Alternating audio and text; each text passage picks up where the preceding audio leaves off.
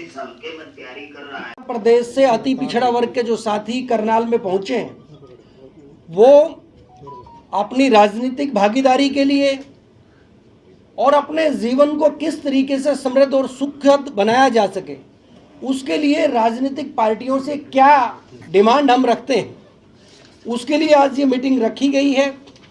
हरियाणा प्रदेश के अलग अलग ज़िलों में लगातार ये मीटिंग जारी है। पिछले 5 साल में काफ़ी मीटिंग अलग अलग ज़िलों के अंदर हुई और आज करनाल में जाट भवन के इस कॉन्फ्रेंस हॉल के अंदर हम करनाल के और पूरे हरियाणा के अति पिछड़ा वर्ग के साथी यहाँ पे आप लोगों से रूबरू होने के लिए पहुँचे।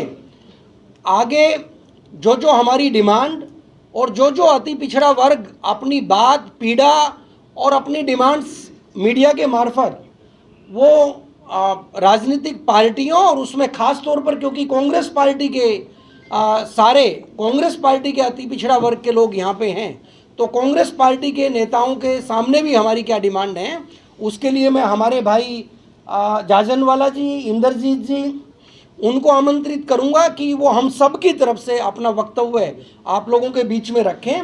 और उसके बाद जितने भी हमारे साथी पीछे बैठे हैं, तो पहले इंद्रजीत जाजनवाला जी अपनी बात रखेंगे और उसके बाद हमारे कुछ साथी अपनी बाइट के माध्यम से अपनी बात रखने का काम करेंगे। अभी मैं इंद्रजीत जाजनवाला जी को आमंत्रित करूंगा।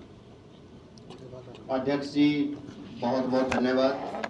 सबसे पहले तो मैं आप सभी प्रेस साथियों को का बहुत बहुत धन्यवाद कि आप लोग यहाँ आए। साथियों, आज की मीटिंग का उद्देश्य है अति पिछड़ा वर्ग समाज की कांग्रेस पार्टी से लेकर के चुनाव घोषणा पत्र में कौन सी इस समाज की जो डिमांड्स हैं मुख्य है, उनके ऊपर विचार विमर्श करने हेतु वह अति पिछड़ा वर्ग को कांग्रेस पार्टी में राजनीतिक भागीदारी हेतु आज की ये मीटिंग बुलाई गई है। इसीलिए ये अति पिछड़ा वर्ग के कांग्रेस से जितने भी साथी जुड़े हुए हैं या समाज है, समाज की भी भावना है कि अति पिछड़ा वर्ग कांग्रेस पार्टी का परंपरागत वोट रहा है। इसीलिए इनकी ये डिमांड है कि हमें 16% आरक्षण के हिसाब से 15 टिकटें बनती है अति पिछड़ा वर्ग की। कांग्रेस पार्टी अति पिछड़ा वर्ग को 15 टिकटें दे। उसके साथ साथ चुनाव घोषणा पत्र में जो मुख्य मांग है समाज की वो क्या है? सबसे पहले हमारी जो जातीय जनगणना की जो मांग है वो पूरे देश और प्रदेश स्तर पे है। जब तक जातीय जनगणना नहीं होगी, जब तक ये पता नहीं चल सकता कि कौन कितने प्रतिशत है, किसको कितना हिस्सा मिलना चाहिए। जबकि कांग्रेस पार्टी के हमारे पूर्व अध्यक्ष माननीय राहुल गांधी जी हर मंच पे जातीय जनगणना की बात करते हैं, तो ये समाज कांग्रेस पार्टी से भी ये निवेदन करता है कि ये चुनाव घोषणा पत्र में जब भी अभी 2024 का चुनाव है और इसमें हमें पूर्ण विश्वास है कि कांग्रेस पार्टी की सरकार हरियाणा में बनेगी, तो बिहार में जब जातीय जनगणना हो सकती है तो ये समाज चाहता है कि हरियाणा में भी कांग्रेस की सरकार बने और बिहार की तर्ज पे जातीय जनगणना हो। उसके साथ साथ मंडल कमीशन आयोग की रिपोर्ट 1995 से अधूरी है, तो इसीलिए ये समाज चाहता है कि मंडल कमीशन आयोग की सभी सिफारिशें 18 सिफारिशें हैं वो भी कांग्रेस पार्टी सत्ता में आने के बाद वो लागू करे।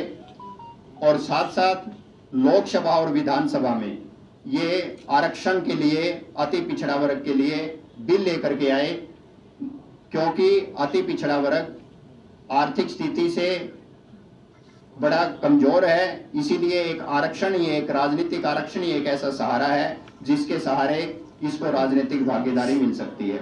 ऐसी बहुत सी हमारी मुख्य मांग है कांग्रेस पार्टी से, वो आज हमने सर्वसम्मति से मिलकर के चुनाव घोषणा पत्र के लिए हमने 14 मांगे चिन्हित की हैं, जो हम हमारे प्रभारी जी को सौंपेंगे और उनसे आशा करेंगे कि वो हमारी मांगों को चुनाव घोषणा पत्र में रखें।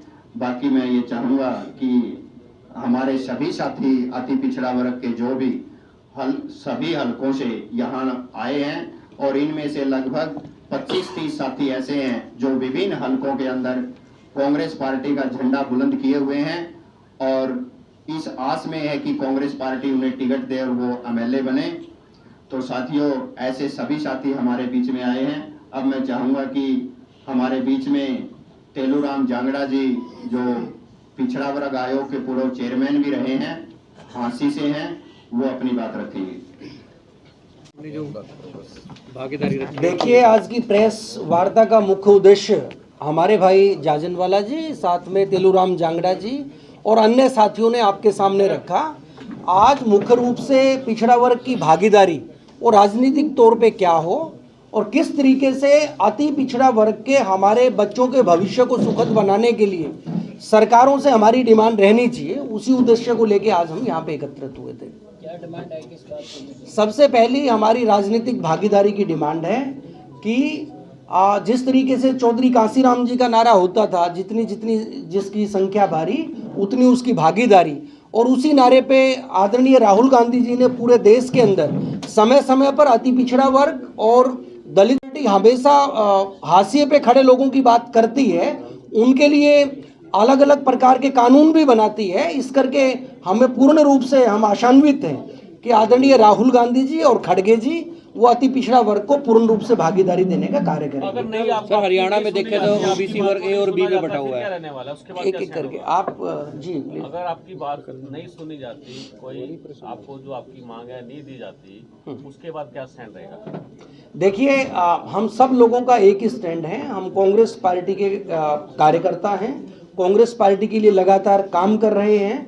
किसी प्रकार का दबाव किसी के ऊपर बनाना ये हमारा मकसद नहीं है। हम सबका मकसद है कि अपने अधिकार के लिए पूरी चेतना के साथ हम खुद की पार्टी के भीतर भी और अन्य पार्टियों के सामने भी, कि अकेली कांग्रेस पार्टी ही नहीं, जितनी भी पार्टियां पूरे हिंदुस्तान के अंदर और हरियाणा प्रदेश के अंदर हैं, सबको संज्ञान लेना चाहिए।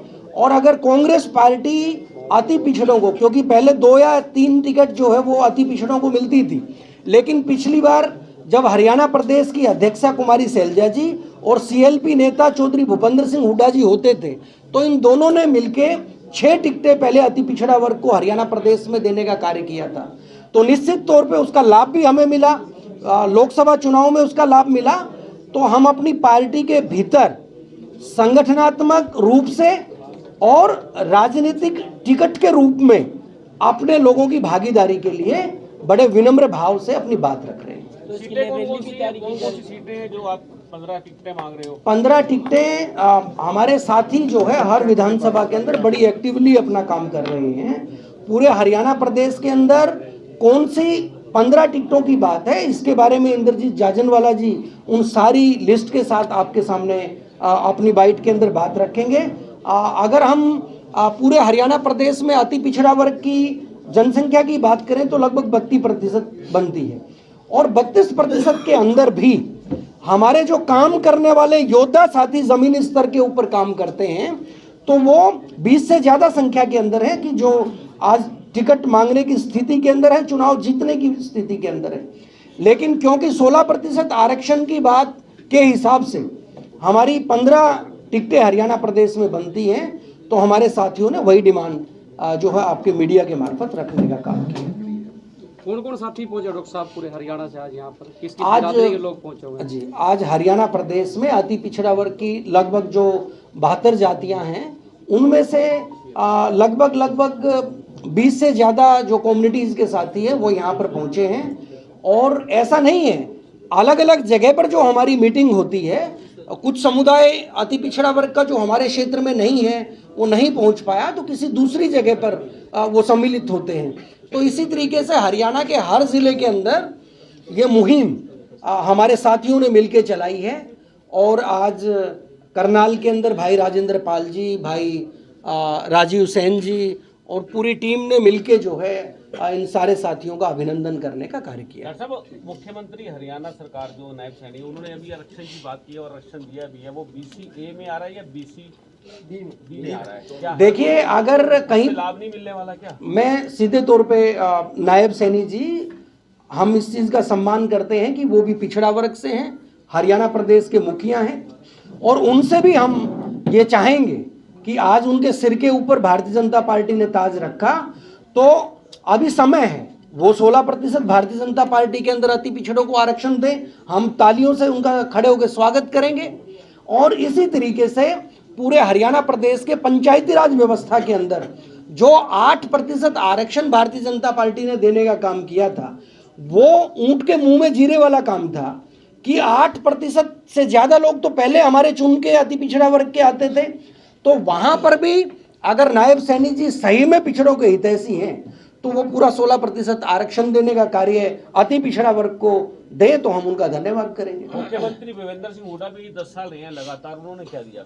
मुख्यमंत्री भूपेंद्र सिंह हुड्डा ने जो हमारी क्लास 2 की नौकरियां थी, जिसके अंदर हमारा आरक्षण 10% होता था, उसको बढ़ा के 15% करने का काम वो भूपेंद्र सिंह हुड्डा जी के टाइम पे हुआ। और कांग्रेस पार्टी के समय में ही हमारा केस कला बोर्ड बना, जिसके मार्फत हमारे जो केस कलाकार भाई थे उनको सुविधाएं और लोन जो है वो देना जो है वो आरंभ हो सकता था, लेकिन कांग्रेस की सरकार हुई और भारतीय जनता पार्टी ने वो नहीं किया। और इसी तरीके से माटी कला बोर्ड जो है वो हरियाणा प्रदेश के अंदर बना, जो कुंभकार साथी जो मिट्टी से काम करते हैं, तो उन लोगों को लोन की व्यवस्था जो कांग्रेस पार्टी करने वाली थी, लेकिन भारतीय जनता पार्टी ने अधूरा बीच में लटकाने का कार्य किया। और सबसे बड़ी बात, आज भारतीय जनता पार्टी अति पिछड़ा और पिछड़ा वर्ग को जो बरगलाने के लिए और उनके बीच में दो फाड़ करके उनको बांटने का काम कर रही है, तो पिछड़ा वर्ग की ताकत को कमजोर करने का काम कर रही है। अगर अदर कई स्टेट्स में देखा जाए तो ए और बी कैटेगरी एक ही कैटेगरी के बनते हैं, तो क्या चाहते हैं आप? देखिए, निश्चित तौर पे जो कैटेगरीज ए और बी हैं वो निश्चित तौर पे होनी ही चाहिए, क्योंकि अति पिछड़ा वर्ग के पास वो संसाधन नहीं है। जो पिछड़ा वर्ग यानी ओबीसी यानी बीसी बी जो समाज है, उनके अंदर वो भी हमारे पिछड़े वर्ग के भाई हैं, लेकिन अधिकतर लोगों के पास संसाधन जो हैं वो विस्तृत हैं और अपनी आजीविका के साधनों के साथ वो मुख्य धारा के अंदर पहले से आए हुए हैं। लेकिन अति पिछड़ा वर्ग के लोगों के पास जो जमीन और कृषक समाज से नहीं जुड़े हुए, अधिकतर लोग मजदूरी करने वाला वर्ग है, तो निश्चित तौर पे बी जो ए और बी समाज है उसको उसी अनुरूप जो है उनका हिस्सा मिलना चाहिए। राजकुमार सैनी भी